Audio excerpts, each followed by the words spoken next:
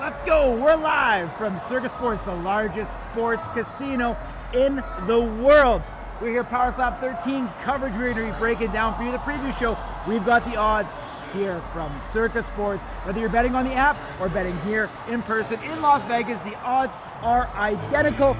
You wouldn't want to be any other place than right here. If you're in Las Vegas, taking in Power Slap, if you're not able to make it to the event, come on down. The biggest screens in Las Vegas are here. We are going to get into it. We're going to break in the odds. Ding, how excited are you to be here and feeling the energy? Yeah, man, absolutely. I mean, like you said, the world's largest sportsbook here at Circa Sports. It's an incredible honor for us to be able to stream to you from this location. Of course, we had our trade night here, so a lot of fun stuff going on. We've got our stadium swim party as well. And, you know, Fight Week's feeling a little different these days as we start to ramp up our events. We're doing more engaging things for the community, and we see people come out in droves, people we don't expect, people that we've never seen before in person. I mean, it's really a community building time, and this one feels special, man. A lot of new people, a lot of new faces, seeing them intermingling. You know, I think the energy's high. Absolutely. We have 19 fights total, 12 on the tape, 12 on the undercard taped, and we've got 8 going on live, so I'm incredibly excited to get into it. This entire week here at Slap News is powered by Head Rush. The great people at Head Rush, you know, outfitting us for the entire week, hooking up the strikers. Incredibly great to see. Let's get into it. In the main event, we have Dumpling, the heavy favorite at this one with a minus 115, taking on Dane Viernes, a plus 250 on the betting line. Let's break this one down. Yeah, you know what, minus 315, I think that really speaks to the way that the odds makers see Dumpling in the trajectory of his career. Obviously, that first fight against Camille, he knocks him out, one hit, doesn't take a strike. You know, there was a lot of conjecture. Was that the right matchup? Did he get, fed an easy match? You can no longer say that after he competed against the proverbial GOAT in a lot of people's eyes. The crazy Hawaiian fights him to a draw in the first fight, a dominant decision in the second fight. I think that he's proven that he is who they say he is. He is one of the greatest, if not the greatest, slap fighting legend in the Dumpling. So I think what you're seeing here is experience versus sort of inexperience with respect to what Dane Viernes has done. I think the strength of the competition he's faced is questionable. That's not his fault, of course, but I think that Dane still hasn't broken into that sphere where people respect what it is that he does. If you think ultimately, you have Evian Scott, you got Slap for Cash, you have, most recently Dennis Vildanov who's making his debut.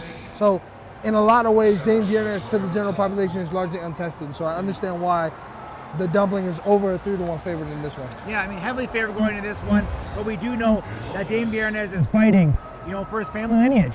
He's always been in the shadows of his older brother, the crazy Hawaiian. Now it's his opportunity to come up and make his mark on the sport. He hasn't had the greatest record going into this, but he did take care of Dennis last time up in Saudi Arabia, putting himself in a position to be able to take on the Dumpling. The Dumpling has come into Power Slap and done nothing but win. Obviously, he was able to take care of the crazy Hawaiian. The first time was a draw, the second time becoming victorious and becoming the title holder. The legend of Dumpling still continues. We haven't seen him in any type of threat yet in Power Slap, which I think is helping fuel that line and the bettors as well, because they've seen Dumpling's dominance during his time here in Power Slap. I mean, Dumpling seems more calm, cool, collected than ever.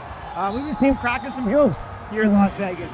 So I think he feels very well, connected right now to himself and very confident in the game that he's going to bring. Dane Viernes, on the other hand, fighting here in Las Vegas, there's a lot of stress that comes along with that. We know his family runs deep, 30, 40, 50 deep. They have big viewing parties.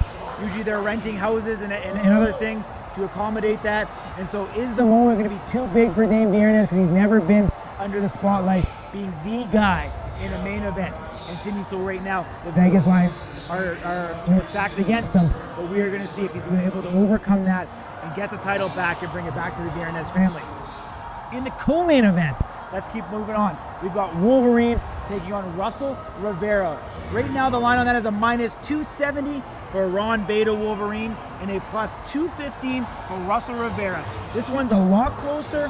However, Wolverine, obviously being the GOAT of Power Slap, has been able to put together, and reinvent himself every time he's up there, taking care of Vern Cathy in round 1 in emphatic fashion last time we've seen him up there. I think that's playing into the betting line here a little bit, but Russell Rivera on the other end is no slouch either. Russell has been in the big matches.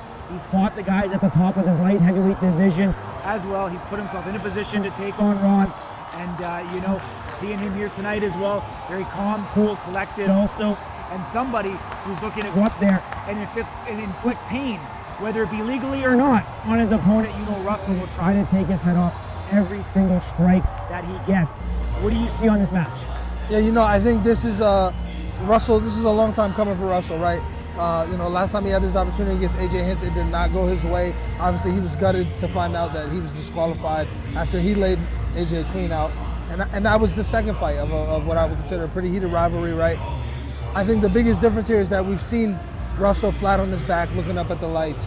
We've never seen Ron do that. We've seen Ron kneel, we've seen Ron fall on his butt, but he's always been coherent. He's always got back up, and you know, I think, like you said, to get that done in round 1 against Vern Cathy in January, I don't think anybody expected it to go that way. To that point, you can't ride off into the sunset in any better way than what he did in January. And so with him coming back and acknowledging that that is the case, I wonder how that is going to play into his psyche, knowing he can never outdo the last performance that he had, as far as he's concerned. Then he has a game opponent across from somebody who's been waiting for this moment. Obviously, both guys have a lot of respect for one another. There's a lot of power. I think there's a difference between, you know, power on one side with Russell Rivera at an alarming rate. He's a massive human being with a real aura. On the flip side, you have Wolverine, who's not exactly the most powerful guy, but he can do things like what he did to Vern Cathy, what he did to Darius the Destroyer, what he did to Austin Turpin. And I think there's a lot that should be said for that, especially when you talk about the different deliverables that he's had when he comes up there and he throws these underhand or overhand strikes. His windup is different, his placement is different. You talked about Vern Cathy, you know, measuring at Vern Cathy's height and then being able to replicate that in reality. I mean, this guy's as good as it gets. 100%. And I mean, Wolverine, we never know when it's going to be his last match, so make sure you cherish Wolverine every time he's up there. And I mean, he comes out of retirement for a reason, so he's still game to throw it down. Let's move on to one other title match on this card for Power Star number 13. We've got Anthony Babyface Blackburn at a -160, taking on the challenger of Azael Rodriguez, the new contender at the 170 division, in a +130. Let's get into this thing. Let's break it down. We've got it's no surprise in a lot of ways. I mean, Anthony Blackburn has been through this before. Emmanuel Munise has come down to the division, thought he was going to walk to be a champion. Anthony Blackburn thought otherwise. So, you know, and we see once again Azael Rodriguez coming in, you know, in similar fashion. Anthony Blackburn has been battle tested in this division, a division that he has owned ever since getting that title, and someone who doesn't want to give it up. We know how much he means to him. He lives, he breathes it. He does this full time. No other job. That's all he thinks about, is lives and breathes Power Slap. He's a great ambassador for the sport. Obviously, Azael Rodriguez, last time we seen him out there against Eddie Brahimer in Abu Dhabi, we seen him put on a tacticianer of a performance. Every single round, Azael gets better and better. He gets more precise. He hits harder. His confidence builds. In a 5-round match, I think we are going to see a very dangerous Azael Rodriguez in this one. You know, I think it's to be said. Early on, I think Anthony Blackburn favored. As it goes deeper, I think Azael Rodriguez gets more dangerous and potentially could become someone that he's got to watch out for. I don't think this one's going to get to the decision no matter what. I think we get a definitive answer. One of these guys, I believe, on my side, is going down before the end of the night. What do you think? Yeah, you know what? When you look at Azael Rodriguez, the history he's had in the sport, obviously one of the guys with the most matches by far. But this all took place at middleweight. With respect to what he's done in that division, taking on the former champion in John Davis twice, coming up short. But those two shortcomings were different. The first time he gets knocked out, the second match, he overcomes, makes it through the 5 rounds, and loses a very lopsided decision. Ever since then, you see his evolution. On the flip side, you look at a guy like Anthony Blackburn, who was sort of a sleeper, right? Nobody really knew who he was or what he was doing. Didn't get a whole lot of publicity. Then he takes on KO Chris after KO Chris took on Manny and lost the belt. So boom, beats one former champion. Then he goes on the very next month or 2 months later, right, April and then June, and competes against Manny Munise. Doesn't think that he did enough to win the decision, just being, you know, self-deprecating and humble in a certain way. Gives credit where credit's due. Ends up winning that match. Becomes the welterweight champion of the world. Rematches Emmanuel Munise in December at Power Slap number 10. Comes up in a better position in that one, again winning by decision. Now fast forward, he's welcoming the next guy at the division, right? 170 pounds is a new weight class for Isaiah Rodriguez. So Anthony Blackburn put it best. The questions are, can he make the weight, can his chin hold up with the weight cut? Is his power still going to be there with the weight cut? It's very different, and those dynamics and those questions are going to be answered on June 27th. Absolutely, it's going to be. Ask me what you're not going to want to miss. There's one other match on the main card. We're going to get into it. We talked about both these guys already. Emmanuel Munise versus KO Chris Thomas. We got Emmanuel Munise right now here at Circa Sports minus 168. KO Chris Thomas a plus 138. We've seen the line move a little bit more towards Manny since they originally opened in this particular matchup. Obviously, these two competitors fought previously at the Durango Power Slam number 6, where Emmanuel Munise was able to come out victorious and take that belt from KO Chris Thomas. We've seen KO Chris mount a couple losses during that time. However, he's come back on a winning streak now, taking victory over Chris Debo, who's no slouch at 170 either. I think a lot can be said. Emmanuel Munise, we're looking to see, does Manny still have it? Does he still have that hatred for KO Chris? I don't think it's the same it was the first time, but does he still have that want and that desire? That's the biggest question for me. However, right now, Vegas is showing him as the favorite and continues to grow on that side as money gets put on the books so far. So obviously the bettors think that Emmanuel Munise is still going to be able to better KO Chris Thomas here. Seeing Chris, he came in big. We've never seen KO Chris this big. He has his sister here, Jackie Thomas, as well, here in Las Vegas. I think we see a new revitalized KO Chris Thomas in this one, and I know you're going to bring it up, Ding, and talk to us a little bit about this being a 3-round match versus a 5-round match, and who do you feel will have a better advantage with this being a shorter match? Yeah, you know what? I think that's probably the biggest difference between Fight 1 and Fight 2, aside from the experience that both gentlemen have had since that time, back earlier last year. When you look at what happened in the first fight, all the action was in rounds 4 and 5. I believe Manny got dropped in round 4 by KO Chris. On the flip side, Chris got hit a second time later on in the fight in one round, and he actually got put out cold. And that was in round 5. So I think when you don't have those additional rounds, and theoretically you're not absorbing those additional shots, how will this fight look? From an offensive standpoint, I think both these guys are going to put a whole lot more into the shots that they do get, being that they'll get 3 instead of 5. And I'm interested to see how that all play out. On the other aspects of it, the belt that they're both after is later on in the fight. It's just the match right after. As soon as they're done doing post-fight and going and checking out, licking their wounds, and whoever's the winner or the loser, they're going to go and watch that fight. And who knows what's going to happen there. I think Manny Munise is probably hoping it's Azael who comes out on top selfishly, because that would give him a better opportunity to fight for that belt. Should he come out on top against KO Chris. On the flip side, I think KO Chris probably wants to avenge his loss against Anthony Blackburn more than he wants to face his friend Isaiah Rodriguez at this time. 100%. I couldn't agree with you more. Let's go a little bit off the cuff here. I'm going to put you on the spot. Right now, the only prop bet that they have here at Circa Sports is a 3.5 matches on the over or under. Both minus 115 on the betting line. If you were a betting man here in Las Vegas, would you be going over or under 3.5 matches, going the distance in this one? You did put me on the spot. I appreciate that. I'm going to say, without thinking too deeply about it, so don't judge me, please, Slap fans. I'm going to say, I'll say over 3.5. Over 3.5? Over 3.5. How do we get to over 3.5? Where do you realistically see that? Well, I think if you look at Pono, Paul, James Seman, I think you can see a 3-round fight there. Ellie Dempster, Michael Brown, I think you can see a 3-round fight there. Alan Luke, I think you can see a 3-round fight there. And Isaiah Anthony, I think you can see a 3-round fight there. It's a 5-round for the champion. 5-round fight, excuse me, thank you. 5-round, there we go. I think so. But even Emmanuel Munise, KO Chris Thomas too. Potentially could be a fight that goes 3 rounds as well. Yep. So there's definitely 5 fights that can get us there, and if one fails, we're still on the plus money. So let's go with that. Bet over on the 3.5. You know what? Honestly, Dumpling and Hawaiian Hitman could actually go over 3.5 as well. 100%. I agree with you there. Over, yeah. So potentially 6. So yeah, I think Zakir Bryce Jones, no shot. And who are we missing?